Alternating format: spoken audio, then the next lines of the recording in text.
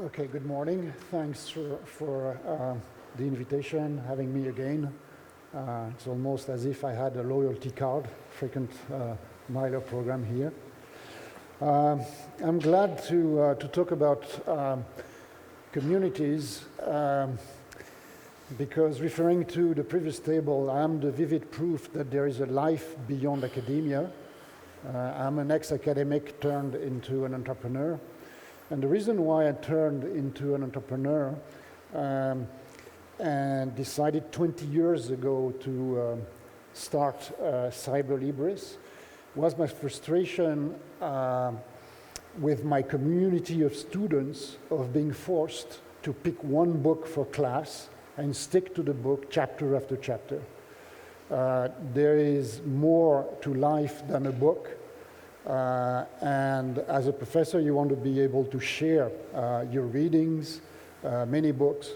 But obviously, at the time, 20 years ago, it was still Gutenberg times. You can't force students to buy 5 books or 6 books per class. They even have difficulties buying one. So you figure out, how can I solve this problem? Well, internet is starting. We're in the early 2000s. So indeed there is hope. So Brys was predicated on a very simple equation, which is streaming 20 years ago. They thought we were crazy because there was not the bandwidth we have right now. Subscription, all you can eat. So our clients would pay a subscription and then access the content, the books, 24 hours a day, 7 days a week, without any limitation of the number of simultaneous readers of any book. And third part of the equation, B2B, not B2C, B2B. Why?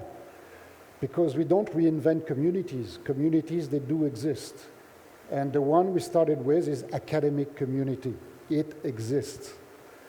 The challenge is to help that community work better, interact better, create value through the swapping of ideas, of readings among students, professors, librarians. So this is how we started. So the first silo of activity is academic. We have plenty of universities these days working with us, plenty of business schools, engineering schools, with a very well-targeted focus, geographic-wise, the French-speaking community, north to south. We are all over Africa, deserving, serving libraries in Senegal, in Morocco, in Maghreb, of course, in France, Switzerland, Belgium.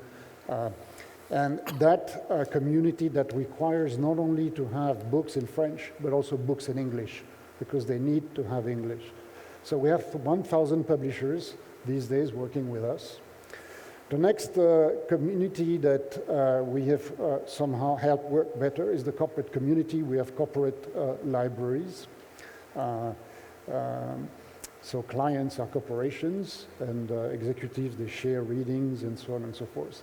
And the last one is public libraries. So we also serve public libraries. Now, as you see, there is a subtitle saying publishers are nervous, libraries are frustrated. In fact, let me quote Steve Potash. I had a call with Steve 2 weeks ago. He's the CEO of Overdrive, as you all know. And he is still puzzled that publishers can still resist a business model, that digital business model, that create values. And when I explained to him that we were pushing for the last 20 years that all-you-can-eat subscription B2B model, he was telling me that he thought it was admirable that we were able to do this, because in the US, he was unable to make this model work. Publishers resist, which is, to me, mind-boggling. 20 years after 20 years, still resisting the obvious. up to the point that, in fact, librarians recently came with those pictures. They are so fed up with the fact that the business models that are applied to their community of readers don't work, that they created those two things. The gym would not make you wait for one towel, so all the people rushing to get to that towel, but publishers would. And in fact, why would a publisher wait you for an ebook?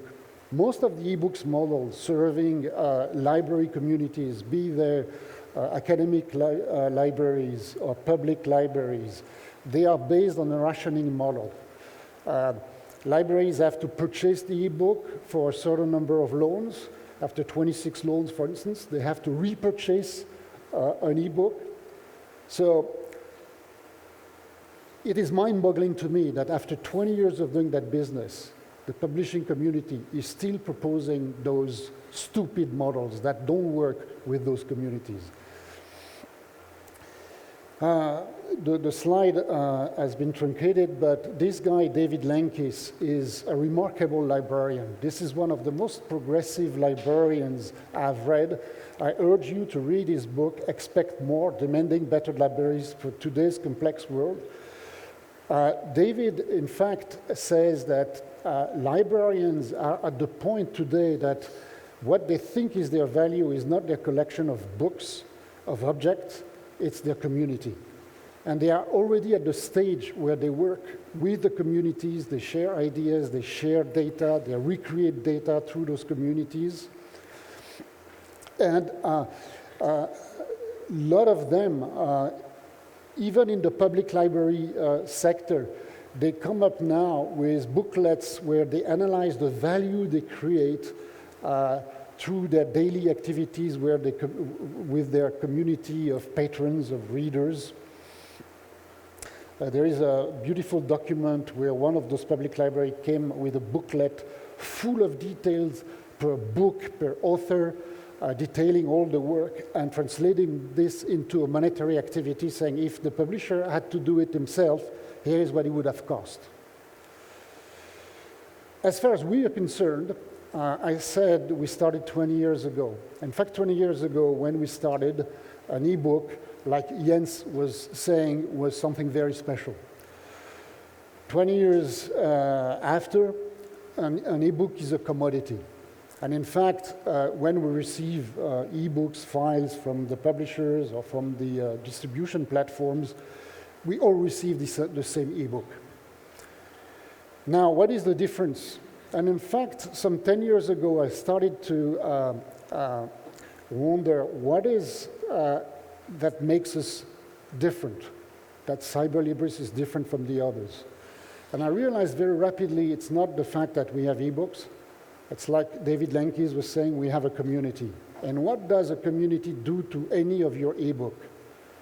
It makes it a very different type of object. It's the same object, but with a mini cloud of usage data. And if you take all those books, with all those data, you start having what they call now big data.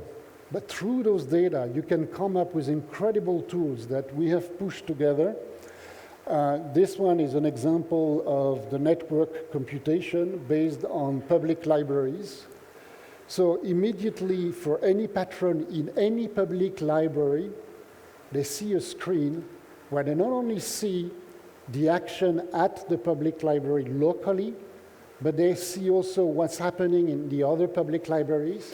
And if they wish to activate, say, in Polynesia, the public library of New Caledonia, they click on it and they see what the librarians have been sharing with the local community.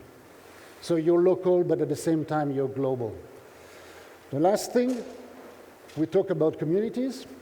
Yes, there is a community. As I said, we started with communities. We don't invent them. They already exist. But we push it one step further. We have local communities. We have communities of readers reading different things.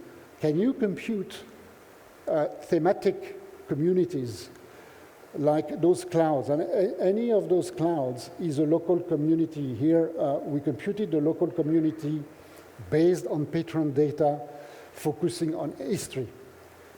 You want to know about history? Go to those guys, they know a lot. And the machine helped us compute those communities. But in fact, as I said, we didn't invent those communities in the first place. They already exist. We enhance, in fact, their activities, and we make it from local to global. Thanks a lot. Thank you.